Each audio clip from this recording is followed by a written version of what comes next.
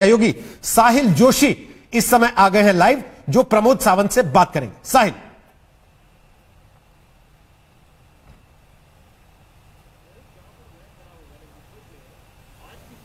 कहना बड़ा मुश्किल है कि कोरोना की लड़ाई कब तक चलेगी, क्योंकि 7,000 से ज्यादा केसेस है। लेकिन मुंबई से महज 580 किलोमीटर दूरी पर गोवा जैसा राज्य है जो आज की स्थिति में पूरी तरीके से कोरोना मुक्त हो चुका है, यह दावा कर सकता है। 3 अप्रैल से लेकर अब तक गोवा में एक भी नया केस नहीं निकला है। और अगर मैं गलत नहीं हूं तो 17 अप्रैल से आखिरी केस जब गोवा का निगेटिव आया, उसके बाद में गोवा में कोरोना पॉजिटिव संख्या 0 पर है, यानी 0 पर है। यह कैसे हासिल किया? हमारे साथ में प्रमोद सावंत, आप उनको पहले ही रूबरू कर चुके हैं, गोवा के मुख्यमंत्री। प्रमोद जी, आपसे दूसरी बार मेरी यह बात हो रही है। काफी मुश्किल था, मैं मानता हूं छोटा राज्य है, लेकिन आपकी भी अपनी चुनौतियां रही होंगी। किस तरीके से गोवा राज्य को किसी भी संक्रमण से रोकने में आप कामयाब रहे हैं? मैं आपको एक बात कहता हूं कि 7 पॉजिटिव पेशेंट थे आज की डेट में। 3 अप्रैल से आज तक वापस एक भी पॉजिटिव केस नहीं मिला है। और 17 अप्रैल के बाद में जितने सारे पॉजिटिव पेशेंट थे वो ठीक होके वापस घर चले गए हैं। ये पॉसिबल हुआ because of only the Covid hospital team, जिन्होंने बहुत अच्छा काम किया और कोविड जो पेशेंट पॉजिटिव थे उनको नेगेटिव करके घर भेज सके। हमारी पैथोलैब की टीम, जिन्होंने बहुत अच्छा काम किया, और पूरे एडमिनिस्ट्रेटिव स्टाफ, पुलिस से लेकर सब कुछ, उन्हें अच्छा काम करने की वजह से पॉसिबल हुआ। आज भी हमारे पूरे गोवा की बॉर्डर सील है।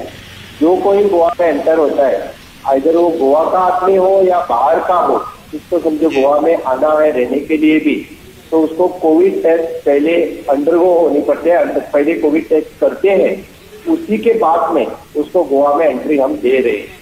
यही हम मेंटेन करने की सोच रहे हैं। और इसी फॉर्मूला के साथ हम 22 मार्च से आज तक लॉकडाउन कंटिन्यू है। और माननीय प्रधानमंत्री नरेंद्र मोदी जी ने लॉकडाउन की 3rd अनाउंस कर दिया है। 17 अप्रैल तक वो हमारे गोवा में बना रहेगा। जी प्रमोद जी, आपके सामने 2 चुनौतियां थी। पहली चुनौती ये थी क्योंकि अब गोवा एक ऐसा टूरिस्ट डेस्टिनेशन है, और जब कोरोना आउटब्रेक भारत में शुरू ही हुआ था, तब दरअसल गोवा का सीजन शुरू हो गया था टूरिज्म का। बाहर से कई सारे सैलानी पहले से गोवा में मौजूद थे, कई सारे माइग्रेंट वर्कर्स गोवा में काम करते हैं। तो ये चुनौती आपने कैसे संभाली, खास करके जो बाहर से, विदेशों से सैलानी पहले से ही वहां पर आके रुके हुए थे, उनके बारे में किस तरीके के फैसले लिए? क्या अभी भी कुछ सैलानी वहां पर फंसे हुए हैं, और उनके बारे में सरकार क्या कर रही है? जी हाँ, बिल्कुल आपकी बात सही है। Goa being a tourist state, यहाँ पे ढेर सारे लोग फॉरेन कंट्री से आते हैं, इतर राज्य से आते हैं। और जब ये स्टार्ट हुआ था, टूरिस्ट का सीजन था, और हमने सबसे पहले 22 मार्च जनता कर्फ्यू से बाद यहाँ पे 23 और 24 मार्च जनता कर्फ्यू बढ़ा दिया था। और ये 3 दिनों में स्टेट में बहुत अवेयरनेस बढ़ा, लोगों में कोरोना के बारे में जानकारी पसरी। और तभी से हमने जितने सारे फॉरेनर थे जो आ रहे थे, वो 4-5 दिन में थी, उनको उनके होटल में क्वारंटाइन रखा और उन्हें जो चीज चाहिए वह होटल में प्रोवाइड कर दी। इसके बाद में इतने सारे लेबर गोवा स्टेट में थे, इन सभी को 14 लेबर कैंप करके approximately more than 10,000 labour camp में रहे। और बाकी 3 लाख से ज्यादा लेबर को हमने जहाँ हो सकता है वहाँ खाना प्रोवाइड किया, उन सभी लोगों की अच्छी तरह से केयर की। इसीलिए गोवा में से एक भी लेबर बाहर, बाकी स्टेट के बाहर नहीं गया। इसी के कारण आज तक फॉरेनर 7,000 फॉरेनर। क्या अभी कोई बाहर जाना चाहता है? क्योंकि अभी केंद्र सरकार ने जो गाइडलाइंस दी है उसके मुताबिक स्पेशल ट्रेनें चल सकती है, बसेस जा सकती है। 2 लाख माइग्रेंट वर्कर्स इस वक्त गोवा में हैं। किस तरीके से आप उनको वापस भेजेंगे, या फिलहाल वो गोवा में खुश है क्योंकि गोवा में तो कोई कोरोना का केस है ही नहीं?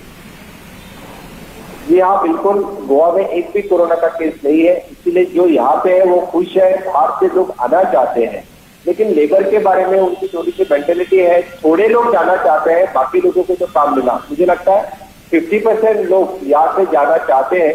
हमारे नियर बाय स्टेट महाराष्ट्र और कर्नाटका है, इन लोगों को हम सिंगल 5 या 10 मिनट में परमिशन दे रहे हैं, और वो लोग यहाँ से जो अपनी ट्रांसपोर्ट फैसिलिटीज है उससे निकल रहे हैं। अभी हमने यहाँ से ऐप भी खुलवा दिया है, जिसको रजिस्ट्रेशन करना है तो सभी लोग रजिस्ट्रेशन करें।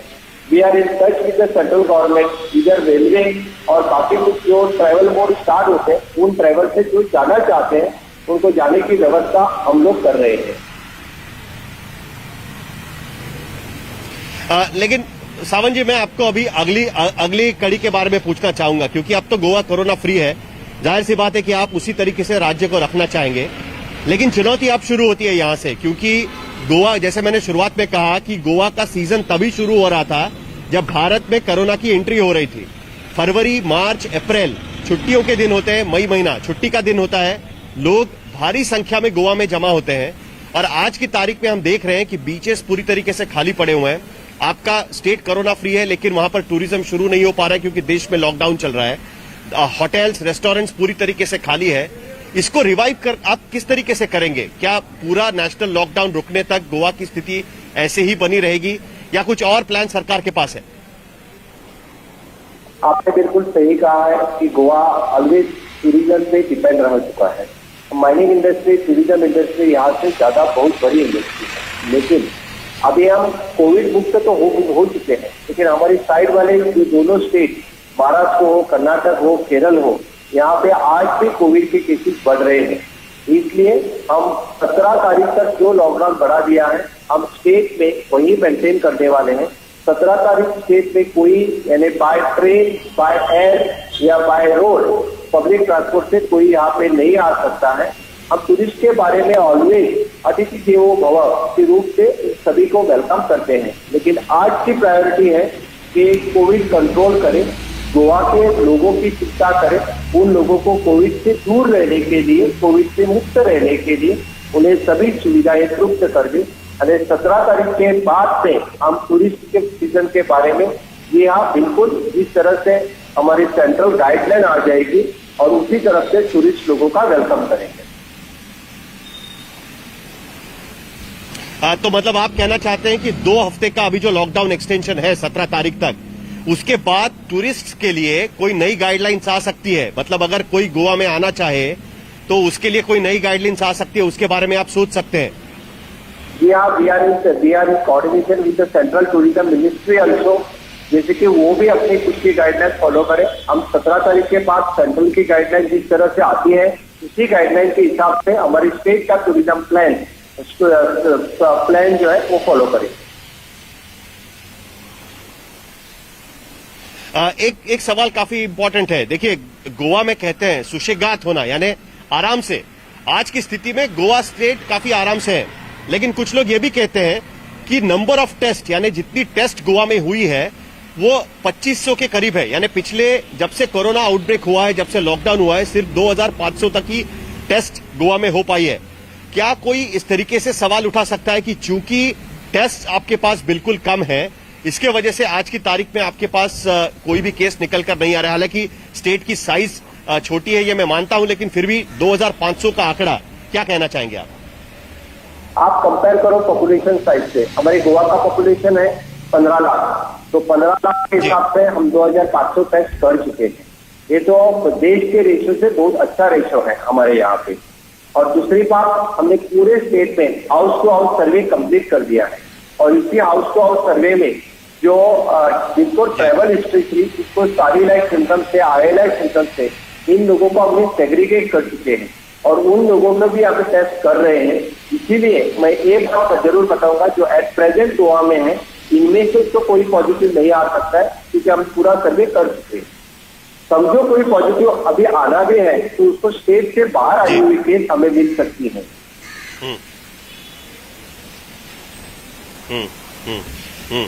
नहीं, तो आप जो छोटे स्टेट हैं या बाकी राज्य में जो छोटे छोटे इलाके हैं, आपके बगल वाले इलाके जैसे महाराष्ट्र या कर्नाटक के बगल वाले डिस्ट्रिक्ट्स हैं, उनके लिए आपके तरफ से क्या सजेशन रहेगा? क्योंकि वहां पर भी कुछ ज्यादा केसेस है नहीं। क्या कुछ दिनों में ये महाराष्ट्र की बॉर्डर के जो बॉर्डर वाले डिस्ट्रिक्ट्स हैं, कर्नाटक के बॉर्डर वाले डिस्ट्रिक्ट्स हैं, उसके साथ गोवा की आवाजाही शुरू हो सकती है? क्या आपको लगता है कि ये पॉसिबल है? 17 मई तक तो नहीं, क्योंकि 17 मई तक तो जो लॉकडाउन है वो मेंटेन रहेगा। लेकिन जिनको इमरजेंसी में गोवा में आना है, जो कोई किसी फैक्ट्री या इंडस्ट्री में काम कर रहा था, उनको भी समझो आना होगा। जो गोवा में ही रहेंगे, आ जा नहीं करेंगे, तो फिर उनको लेके उनके टेस्ट पहले कंप्लीट करेंगे और टेस्ट नेगेटिव है तो उन्होंने स्टेट में रहने के लिए वी आर परमिटिंग है। सावंत जी, इकोनॉमी को लेकर क्या करेंगे? आपकी सारी प्रमुख इंडस्ट्रीज जो है, माइनिंग हो, टूरिज्म हो, फार्मास्यूटिकल्स अगर चल रही होगी, लेकिन बाकी जो प्रमुख इंडस्ट्रीज है वो फिलहाल बंद है। जिस तरीके से लोगों के लॉकडाउन में सबसे बड़ा सवाल यही उठता है कि लॉकडाउन के बाद क्या? लोगों की आज की दिक्कत यह है कि उनको खाने पीने के लिए तो सामान मिल रहा है, लेकिन रोजगार का क्या करेंगे? उसको लेकर अब सरकार आगे किस तरीके से कदम उठाने वाली है? हमने इकोनॉमिक रिवाइवल कमेटी एस्टैब्लिश कर दी है। इकोनॉमिकल रिवाइवल कमेटी का प्रिलिमिनरी रिपोर्ट हमारे पास आ गया है। इसी रिपोर्ट के हिसाब से हम काम कर रहे हैं। अभी जैसे कि pharma industry, Goa is the 4th state in the nation जो फार्मा इंडस्ट्री फार्मा सेक्टर में आगे है। और फर्स्ट लॉकडाउन फेज में भी 50% काम फार्मा इंडस्ट्री में चल रहा था। आज की डेट पे 80% काम फार्मा इंडस्ट्री में 80% मैन पावर के साथ चल रहा है। जो माइनिंग के बारे में स्टेट के पास पिछले जो कुछ हो सकता था वो सब कुछ हमने किया है। और स्टेट का एक्सपोर्ट, माइनिंग एक्सपोर्ट अभी कुछ स्टार्ट हुआ है। हमने अभी सेंट्रल गवर्नमेंट को रिक्वेस्ट किया है, माननीय पंतप्रधान मोदी जी को, माननीय अमित शाह जी को, होम मिनिस्टर को हमने रिक्वेस्ट की है, माइंस मिनिस्टर को हमने रिक्वेस्ट किया है। किसी भी तरह से हो सकता है तो मैटर सुप्रीम कोर्ट में पेंडिंग है, लेकिन हो सकता है तो माइनिंग इंडस्ट्री भी स्टार्ट करें। The third thing regarding the industry, अभी भी गोवा में हमने इन्वेस्टमेंट प्रमोशनल बोर्ड के हिसाब से जो इंडस्ट्री इंडिया में आना चाहते हैं उनको हम गोवा में वेलकम करते हैं। हम सिंगल विंडो क्लियरेंस से उन्हें परमिशन देने के लिए तैयारी है। अभी एट प्रेजेंट ढेर सारे हमारे इंडस्ट्रियल डेवलपमेंट कॉर्पोरेशन के पास प्लॉट्स भी अवेलेबल है और हम सिंगल विंडो क्लियरेंस से सभी के लिए परमिशन देने के लिए हमारे इन्वेस्टमेंट प्रमोशनल बोर्ड तैयार है। और कोरोना मुक्त होने से मुझे लगता है ढेर सारे इन्वेस्टमेंट को हम वेलकम कर रहे हैं। आखिर में सर, क्योंकि ये सवाल पूछना काफी जरूरी है, मुझे सोशल मीडिया पे कई लोग ये सवाल भेज रहे हैं। 2 चीजें जानना चाह रहे हैं। क्या शराब की दुकानें खुल जाएगी गोवा में? ग्रीन जोन हो चुका है पूरी तरीके से।